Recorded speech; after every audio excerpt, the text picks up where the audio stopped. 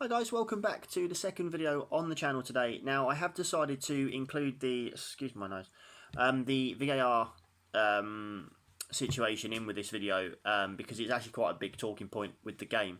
So I am going to start with Aston Villa versus Sheffield United. It finished 0-0, but it shouldn't have done. It should have finished 1-0 to Sheffield United, and we shouldn't be having, in this day and age, with all the technology and all the things that are available to us, we should not have this situation. Now, I understand that VAR can only get involved at the moment on red cards, what should be red cards, penalties, and goals, but this is a goal. And this, to me, is where VAR needs to assist the referee. VAR stands for Video Assistant Referee. So it needs to be there to assist the referee in making decisions he's not able to. The referee was outside the box. He could not see the ball. The linesman has got Villa players, Sheffield United players in his view. He can't see. Hawkeye, the technology, as they've come out and said, the technology couldn't work because the amount of players. That is the moment with the screens at the side of the pitch. VAR needs to be used. On this, use your discretion and say, look, it is an important match. I know it's not Arsenal v Tottenham or Man United v Man City, but for Aston Villa and Sheffield United, it's massive. Because that goal could be the difference between Sheffield United playing in the Champions League, the Europa League, or missing out altogether. Also, that goal being disallowed could also be the difference between Aston Villa surviving in the Premier League and relegating another club. It's a decision that should have been made there and then. Yeah, I'm watching what DT said, and obviously Arsenal had an issue with that against Sheffield United, with the throw-in, and they replayed the FA Cup game. This should happen because it's not fair on Sheffield United. And I would be saying this if it was Reading versus Aston Villa and it had been a Villa goal. I'd be saying it's not fair. I'm not being biased or anything. I'm just being. It's football. It's an issue. Which is why I'm talking about it. But this shouldn't happen. We have too much technology today. Mistakes like this shouldn't happen. It is clearly over the line. There's no Aston Villa fan in the entire breadth of the UK or the world that even in their deepest dreams could think that ball didn't cross the line. It's clear. And the FA need to step in and say, look, we are awarding these points to Sheffield United because it's a goal. There's no... It's not an... I mean, if it was a sort of an iffy one, fine. The ball and the player, the goalkeeper, are over the line together, to the point where he's curled it into the post, which shows you it's over the line because he pushes it out. And when he pushes it out, it's still in the goal. So, yeah, I'm very passionate about that. I mean, the VAR, I'm a big fan of it, but that's when it should have been used. I understand, I said about it in Benjamin Bloom's cast, and he said that it can't be used. I know it can't be used, and that's right. But this is when it should be used. And they should be able to have their own discretion and say, look, let's put a monitor there. Because that's the other thing. If there was a little monitor, like there is in most stadiums, the fourth official could have had a look at it. What I don't understand is we get TV replays instantly. Why can't they? If they got the replays we got, that goal would have stood. So, bit of a rant, but it's justice in football. Aston Villa got away with a big one there, and that's a massive point. And that could, like I said, that could be the difference between them surviving or not. For Sheffield United, they're now hoping that Spurs beat Man United because of how close they are together. So, it's a big one. Not as big as some of the mistakes I'm coming up to, but that is a huge mistake. And let's be honest, for the first game, it's kind of what we all expected. It was very flat. It was very dull. It wasn't a great game at all. We all watched it because we've missed football, but it wasn't the best spectacle in the world. And it was a difficult game to sort of watch. But there were some good signs from both teams. I think, to be fair, putting that goal aside, a draw is a fair result because both teams were as good as each other and as poor as each other.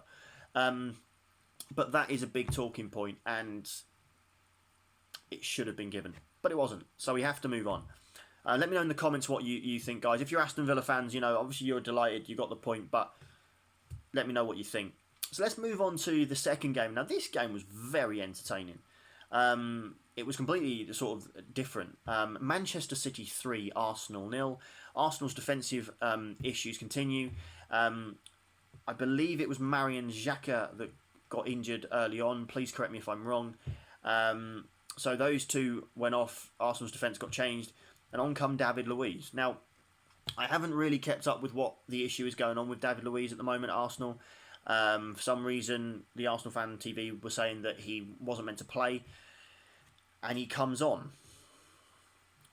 I think you have to say that if Hawkeye's technology was David Luiz, you'd have it right. He was poor. I mean, he's a great defender. He's a really good defender. But those two mistakes are huge mistakes.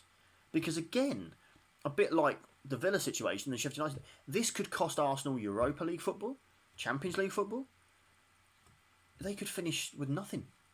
So at 0-0, Arsenal were playing. To be fair, Arsenal were playing really well. They were in the game, and it was an entertaining game. Even though it was 0-0, this one was quite entertaining. Manchester City were attacking. Arsenal were doing well, and Nketiah should have bagged some goals. Maybe lack of confidence. Don't know. Could be match fitness, but then I mean I don't like Raheem Sterling very much. He's a good player, but I'm not the biggest fan of him. But you give him a present like that, he's going to smash it home. And sorry, it's just my beardy making noise. So basically, the ball was curled sort of. The pass went in over the top from De Bruyne, and yeah, I think David Luiz has been watching that advert with the Avit, when he just boots like Peter Kay boots the ball, because he just did the most weirdest kick ever. And as people have been saying, we teach kids in coaching level 1. We're talking level 1 FA coaching. If in doubt, kick it out.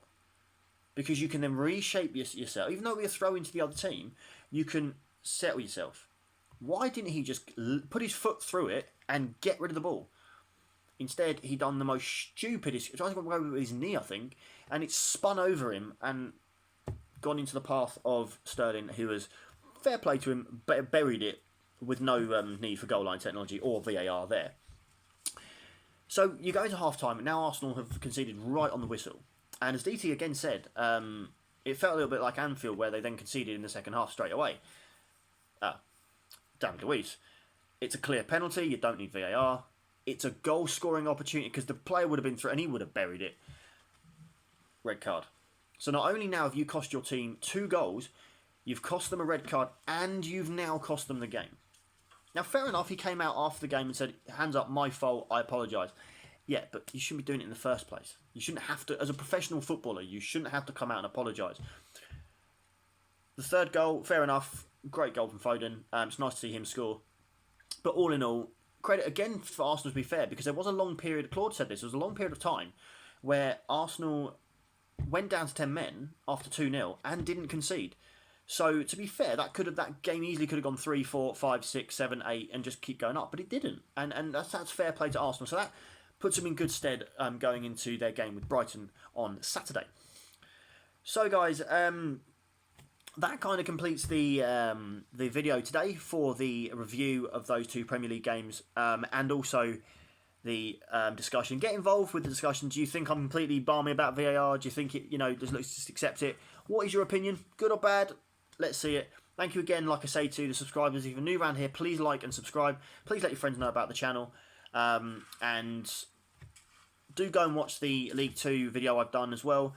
And then I'll be back tomorrow with the reviews. Not tomorrow. No, probably Saturday for the reviews of the Tottenham game with Man United as well. I am looking at possibly doing a live feed for the game tonight. Obviously, I can't show the game, but I can talk. If you guys are up for it, that'd be wonderful. Let me know in the comments. If not, not a problem. Just an idea. But anyway, guys, take care. Enjoy your day, and we'll speak soon.